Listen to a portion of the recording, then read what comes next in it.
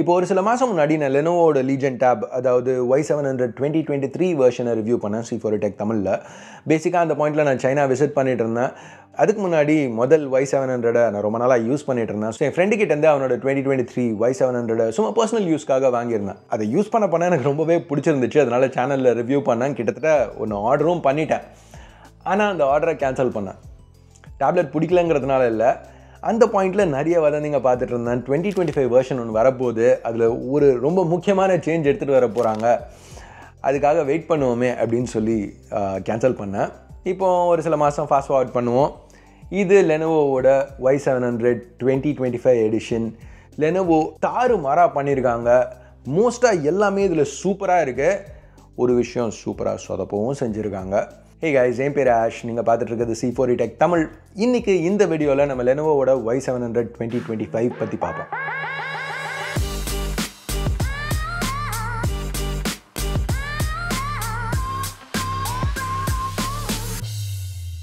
Unboxing experience ரொம்ப straight ஃபார்வர்டாக இருந்துச்சு. ஃபெமிலியரான Lenovo box. நான் வாங்கினது 12-56 வெர்ஷன். இதுதான் பேஸ். இதுதான் பெட்டரான ஆப்ஷனுங்கிறதுனால நான் வாங்கலை. பட் 512 இன்னும் ஒரு சில வாரம் கழிச்சு தான் ஷிப் பண்ணோம். அது வரைக்கும் வெயிட் பண்ண ரெடியாக இல்லை, அதனால இதை வாங்கினேன். ஓகே, சீலை ஓப்பன் பண்ணிட்டு பாக்ஸை ஓப்பன் பண்ணால் உள்ளே நீங்கள் முதல்ல பார்க்குறதே இந்த Y700 டேப்லெட் தான். இங்கே லெனோவோ 2 கலர்ஸ் ஆஃபர் பண்ணுறாங்க, பிளாக் அண்ட் ஒயிட். திருப்பியும் எது ஃபாஸ்ட்டாக ஷிப் ஆகுமோ அதை வாங்குவோன்னு சொல்லி தான் இந்த பிளாக்கை வாங்கினேன். என்ன கேட்டிங்கன்னா ஒயிட் தான் இங்கே பார்க்க பெட்டராக இருக்குது. எனிவேஸ், மற்றபடி ஒரு சில புக்லெட்ஸ் இருக்குது, ஒரு Type-C to Type-C கேபிள். ஃபைனலாக பல மோட்டோரோலா ஃபோன்ஸோட நம்ம இதை பார்த்துருக்கோம். 68 வாட் டர்போ சார்ஜர். இப்போ அந்த லீஜன் பேடில் Y700 2023 வெர்ஷனும் இதே சார்ஜரோட தான் ஷிப் ஆச்சு. ஆனால் அந்த டேப்லெட்டால் 45 வாட்ஸ் வரைக்கும் தான் ஸ்பீட் சப்போர்ட் பண்ண முடியும். இதில் ஃபுல் 68 வாட் ஸ்பீட் இருக்குன்னு சொல்கிறாங்க. பட் ஆக்சுவலாக சார்ஜ் டைம்ஸில் பெருசாக வித்தியாசம் எதுவும் இல்லை. 15 நிமிஷத்தில் 40% சார்ஜ் ஆச்சு. ஸோ அது கொஞ்சம் ஃபாஸ்ட்டாக இருந்தது. பட் ஓவரால் 100% சார்ஜ் வரதுக்கு இங்கேயும் 50 நிமிஷம் ஆகிடுச்சு. ஸோ 50 நிமிஷங்கிறது ஃபாஸ்ட் தான் இல்லைன்னு சொல்ல. பட் 2023 வெர்ஷனோட பெரிய அப்கிரேட்லாம் இல்லை. இப்போ பேட்டரி கெப்பாசிட்டி இங்கே மாறவே இல்லை. இங்கேயும் 6550 mAh தான். இப்போலாம் நம்ம மினி ஃபோன்ஸ்லேயே 5700 mAh பார்க்குறோம். ஃப்ளாக்ஷிப்ஸில் 6500 வரப்போகுதுன்னு சொல்கிறாங்க. ஸோ 6550 ஒரு டேப்லெட்டுக்கு பெரிய கெப்பாசிட்டி பேட்டரி மாதிரி தரல.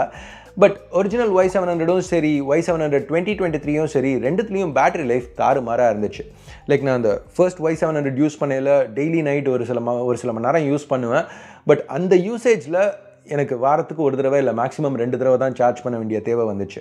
ஸோ இப்போ அதே பேட்டரி கெப்பாசிட்டி, அதே சைஸ் ஸ்க்ரீன், ஆனால் இன்னும் எஃபிஷியண்ட்டான சிப், இந்த காம்பினேஷனை பார்க்கல. அஃப்கோர்ஸ் நான் இதை இன்னும் யூஸ் பண்ணணும் கன்ஃபார்ம் பண்ணுறதுக்கு. பட் நான் பார்த்த வரைக்கும் பேட்டரி லைஃப் இதுலேயும் ரொம்ப நல்லா இருக்கிற மாதிரி தான் தெரியுது. ஸோ இப்போ அந்த சிப் பற்றி பேசையில் இதுக்காக தான் என்னோட பழைய ஆர்டரை நான் கேன்சல் பண்ணேன். ஏன்னா இந்த தடவை லெனோவோ Snapdragon 8 Gen 3 யூஸ் பண்ணியிருக்காங்க. அது கூட 12 இல்லை 16 GB LPDDR5X ரேமும் 256 இல்லை 512 GB ஃபாஸ்ட் UFS 4.0 ஸ்டோரேஜும் பேர் பண்ணியிருக்காங்க. கேமிங்கை விடுங்க, நார்மல் யூசேஜ்னு பார்க்கல கூட ஸ்பீட் டிஃப்ரென்ஸ் இம்மீடியட்டாக நோட்டிசபிளாக இருந்தது.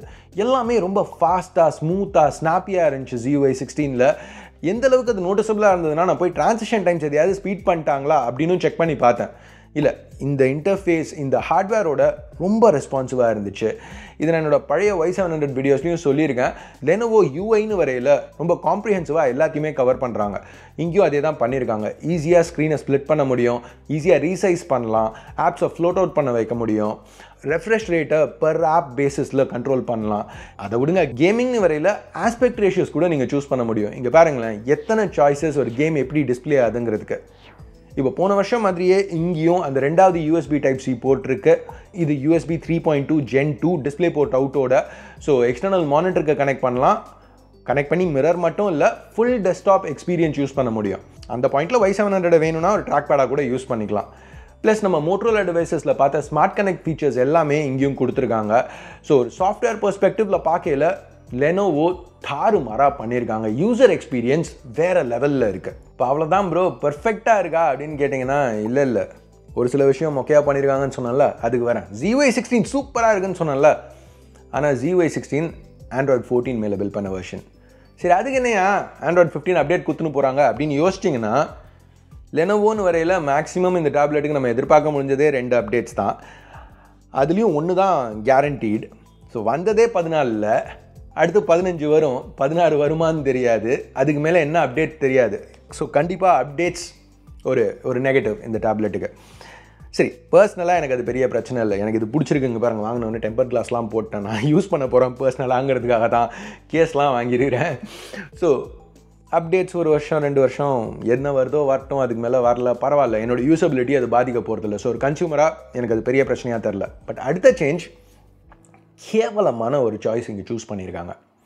நீங்களே பாருங்களேன், ஒரு டேப்லெட்லேயும் புதுசாக ஒன்று வரையில் எதையாவது இம்ப்ரூவ் பண்ணுவாங்க. பட் இங்கே இது ஃபர்ஸ்ட் Y700, இதில் ஒரு செல்லுலர் ஆப்ஷன் இருந்துச்சு, ஹெட்ஃபோன் ஜாக் இருந்துச்சு, மைக்ரோ SD சப்போர்ட் இருந்துச்சு. இது அதுக்கு அடுத்து வந்த Y700 2023. இதில் செல்லுலர் ஆப்ஷன் கிடையாது, ஹெட்ஃபோன் ஜாக்கை தூக்கிட்டாங்க. சரி, அதுக்கு பதிலாக இன்னொரு டைப் சி போர்ட் ஆட் பண்ணாங்க, விட்டுருவோம். மைக்ரோ SD சப்போர்ட் இருந்துச்சு. இது latest Y700 2025 version. Cellular option கிடையாது, ஹெட்ஃபோன் ஜாக்கும் கிடையாது. இந்த தடவை சூப்பராக மைக்ரோ SDயும் கட் பண்ணிட்டாங்க. ஏன் இப்படி? இவ்வளோ பவர்ஃபுல்லான ஒரு டேப்லெட், எமுலேஷன் வரையில் வேறு லெவல். விண்டோஸ் கேம்ஸ் கூட இதில் எமுலேட் பண்ண முடியும், அந்தளவு பெர்ஃபார்மன்ஸ் இருக்குது. இந்த தடவை ஒரு super large vapour chamber use பண்ணியிருக்காங்க. ஸோ பீக் பெர்ஃபார்மன்ஸில் வெறும் 25% தான் லாஸ் ஆகுது ஸ்ட்ரெஸ் டெஸ்ட் ரன் பண்ணல. 8 Gen 3 ஸ்டாண்டர்ட்ஸ் வச்சு பார்க்கல, பரவாயில்ல, நல்ல நம்பர்ஸ் தான், சுத்தமாக ஹீட்டிங் இஷ்யூஸே இல்லை. இங்கே பாருங்களேன், 40 டிகிரி கீழே ரன் ஆகிட்டு இருக்கு 20 நிமிஷம் ஸ்ட்ரெஸ் டெஸ்ட்டுக்கு அப்புறம். மற்றபடி பைபாஸ் சார்ஜிங் கொடுத்துருக்காங்க, சார்ஜரோட கனெக்ட் பண்ணி விளையாடல ஹீட்டிங் இல்லாமல் பெஸ்ட் பர்ஃபார்மன்ஸ் கிடைக்கிறதுக்கு. இதெல்லாம் பண்ணிவிட்டு மைக்ரோ SDயை ரிமூவ் பண்ணுறது முட்டாள்தனமாக எனக்கு தெரியுது. ஓகே, பிராண்ட் பெர்ஸ்பெக்டிவ், பிஸ்னஸ் பெர்ஸ்பெக்டிவில் முட்டாள்தனம் இல்லை. இப்போ மைக்ரோ SD இருந்துச்சுன்னா நான் 512 வாங்குறத பற்றி யோசிக்க கூட மாட்டேன். இப்போ மைக்ரோ SD இல்லைங்கிறதுனால 512 வாங்கிருக்கலாமே, அவசரப்பட்டு இதை வாங்கிட்டோமே அப்படின்னு ஒரு ஃபீல் இருக்குது. ஓகே, ஸோ ஒரு ஷார்ட் டேர்ம் பேசிஸில் ஹையர் ஸ்கியூ அவங்களால ஈஸியாக விற்க முடியும். பட் ஒரு கன்சியூமராக இதை பார்க்கல எனக்கு ரொம்பவே டிசப்பாயிண்டிங்காக இருந்துச்சு. ரொம்ப கேவலமாக பண்ண மாதிரி இருக்குது பிராண்ட். நீங்கள் என்ன நினைக்கிறீங்க? டேப்லெட்ஸில் கூட மைக்ரோ SD ரிமூவ் பண்ணுறது ஒரு மேஜர் நெகட்டிவ் அப்படின்னு நினைக்கிறீங்களா? மைக்ரோ SD ரிமூவ் பண்ணால் அந்த டேப்லெட் வாங்க மாட்டேன் அப்படின்னு நினைக்கிறீங்களா? இல்லை பரவாயில்ல, ஹையர் ஸ்டோரேஜ் வாங்கிக்கலாம், ஃபாஸ்ட்டாக இருக்கும் அப்படின்னு நினைக்கிறீங்களா? கமெண்ட்ஸில் சொல்லுங்கள். எனிவேஸ், இந்த தடவை டிஸ்பிளேயும் இம்ப்ரூவ் பண்ணியிருக்காங்க. இது இன்னமும் அதே சைஸ் தான், 8.8 inches, அதே ஆஸ்பெக்ட் ரேஷியோ 16:10, அதே டெக்னாலஜி, IPS LCD, அதே resolution 2.8K. So 343 pixels per inch pixel density, text நல்லா ஷார்ப்பாக இருக்குது. ஸோ அதில் ரீடிங் எக்ஸ்பீரியன்ஸ் ரொம்ப நல்லா இருந்துச்சு. ப்ளஸ் இந்த சைஸ் 8.8 inches, இந்த வெயிட் 350 grams இந்த தடவை இன்க்ரீஸ் ஆகலை. இந்த திக்னஸ் 7.8 millimeters, இந்த காம்பினேஷன் இருக்கிறதுனால நல்லா ஸ்லீக்காக இருக்குது, நல்லா கம்ஃபர்டபுளாக இருக்குது. ஸோ இப்போ ஒரு புக் படிக்கணும்னா ஒரு கையில் டேப்லெட்டை பிடிச்சிட்டு படிக்க முடியும். கான்ட்ராஸ்ட்டும் இங்கே ரொம்ப நல்லா இருக்குது. OLED லெவல் கிடையாது, பட் IPS LCD பேனல்ஸ்க்குன்னு பார்க்கல நல்லா கான்ட்ராஸ்ட். லைக் எங்கள் OnePlus Pad 2 எடுத்துக்கோங்க, இதனோட ரிவ்யூவில் நான் சொல்லியிருப்பேன். இப்போ நைட்டு பெட்டில் படுத்துட்டு ஏதாவது வீடியோஸ் பார்க்கல அந்த பிளாக் பார்ஸ் ரொம்ப கிரேஷாக இருக்கும். ஸோ எனக்கு அந்த டேப்லெட் யூஸ் பண்ணல முதல் சில நாள் எனக்கு அது ரொம்பவே எரிச்சலாக இருந்துச்சு. இப்போ Y700ல் அந்த மாதிரி இல்லை. திருப்பியும் OLED பிளாக் லெவல்ஸ் கிடையாது. ஸோ ஒரு LCD பேனலுக்கு எந்த அளவுக்கு பிளாக்ஸாக இருக்க முடியுமோ அந்த அளவுக்கு இங்கே இருக்குது. ஸோ இது ரொம்பவே நல்ல பேனல். ப்ளஸ் இந்த தடவை இம்ப்ரூவ்மெண்ட் என்னென்னா பிரைட்னஸ் இன்க்ரீஸ் பண்ணியிருக்காங்க. அஃபிஷியல் கிளைம் 900 nits, பட் என் டெஸ்டிங்லேயே பேனல் 1000 nitsக்கு மேலே அவுட்புட் பண்ணிச்சு. ஸோ அவுட்டோர்ஸ் இந்த Y700 ஈஸியாக யூஸ் பண்ண முடியும். ப்ளஸ் HDR சப்போர்ட் இருக்குது, டால்பி விஷன், HDR10 ரெண்டுமே. ப்ளஸ் ஸ்பீக்கர்ஸ் நல்லா லவுடாக ரிச்சாக இருக்குது. ரெண்டுமே நீங்கள் லேண்ட்ஸ்கேப்பில் பிடிக்கல டாப்பில் பிளேஸ் ஆகிருக்கு. ஸோ கேம்ஸ் விளையாடையில் ஆக்சிடென்டலாக கவர் பண்ணாமல் இருக்கிறதுக்கு. ஸோ இதில் மீடியா கன்சம்ஷன் தாறுமாறு. ப்ளஸ் இந்த தடவை ரெஃப்ரெஷ் ரேட்டையும் இன்க்ரீஸ் பண்ணியிருக்காங்க, 165 Hz. ஸோ ரொம்ப ஸ்மூத்தாக இருக்கும். அது மட்டும் இல்லாமல் 2 ரொம்ப ஸ்ட்ராங்கான X-axis linear மோட்டர்ஸ் ஆட் பண்ணியிருக்காங்க வைப்ரேஷனுக்கு. ஸோ ஹாப்டிக்ஸ் வெறும் ஸ்ட்ராங்காக மட்டும் இல்லை, பட் நல்லா ஷார்ப்பாக ஆக்யூரேட்டாகவும் இருந்துச்சு. கண்டிப்பாக அந்த கேமிங் எக்ஸ்பீரியன்ஸை இம்ப்ரூவ் பண்ணுதுன்னு சொல்லலாம்.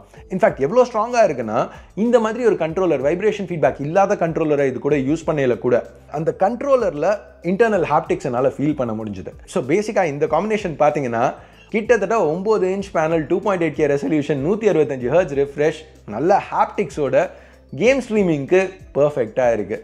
ஸோ உங்களுக்கு கேம் ஸ்ட்ரீமிங்கில் ஏதாவது இன்ட்ரெஸ்ட் இருந்துச்சுன்னா இது ஒரு நல்ல காம்பினேஷன். ஸோ வேறு என்ன, கேமராஸ் இங்கே காஸ்மெட்டிக்காக கீழே இந்த பார்ட் ஆட் பண்ணியிருக்காங்க. மற்றபடி எதுவும் பெருசாக மாறின மாதிரி தெரில. போன தடவை பார்த்தா அதே தான், டிப்பிக்கல் டேப்லெட் கேமராஸ் இருக்குது அப்படின்னு சொல்லலாம், அவ்வளோதான். அக்கேஷ்னலாக ஒரு டாக்குமெண்ட் ஸ்கேன் பண்ணணுன்னா பண்ணிக்கலாம், வீடியோ கால் எடுக்கலாம். இன்னமும் அந்த தேவையில்லாத மேக்ரோ சென்சர் இங்கேயும் இன்க்ளூட் பண்ணியிருக்காங்க. பட் அவ்வளோதான், இதை பற்றி சொல்கிறதுக்கு வேறு எதுவும் இல்லை. ப்ரைஸிங்னு பார்த்தீங்கன்னா Y700 2025 வெர்ஷன் 2900 யுவான்லேருந்து ஸ்டார்ட் ஆகுது சைனாவில். கன்வெர்ட் பண்ணிங்கன்னா கிட்டத்தட்ட $400 இல்லை 34,000 ரூபா இந்தியன் கரன்சி. இப்போ அந்த 2023 வெர்ஷன் குளோபலாக லான்ச் ஆச்சு, இந்தியாவில் கூட லான்ச் ஆச்சு. ஸோ இதுவும் லான்ச் ஆகிறதுக்கு சான்சஸ் அதிகம். ஸோ உங்களுக்கு ஒரு பர்ஃபார்மன்ஸ் ஃபோக்கஸ்ட் காம்பேக்ட் டேப்லெட் வேணும்னா, ஆப்பிள் ஐபேட் மினி எனக்கு அதெல்லாம் வேணாம், எனக்கு ஆண்ட்ராய்டில் வேணும் அப்படிங்கிறவங்களுக்கு இந்த Y700 2025 ஒரு நல்ல சாய்ஸ் மாதிரி தான் தெரியுது. எஸ், மைக்ரோஎஸ்டி ரிமூவ் பண்ணியிருக்காங்க, அது ஒரு கேவலமான விஷயம், பெரிய நெகட்டிவ். பட் ஸ்டில் காம்படிஷனே இல்லைங்கிறதுனால இது இன்னமும் ஒரு நல்ல சாய்ஸ் மாதிரி தான் தெரியுது. ஸோ இந்த டேப்லெட் பற்றி நீங்கள் என்ன நினைக்கிறீங்க? உங்கள் கருத்தை கீழே உள்ள கமெண்ட் செக்ஷனில் சொல்லுங்கள். வீடியோ பார்த்ததுக்கு நன்றி. Ash out.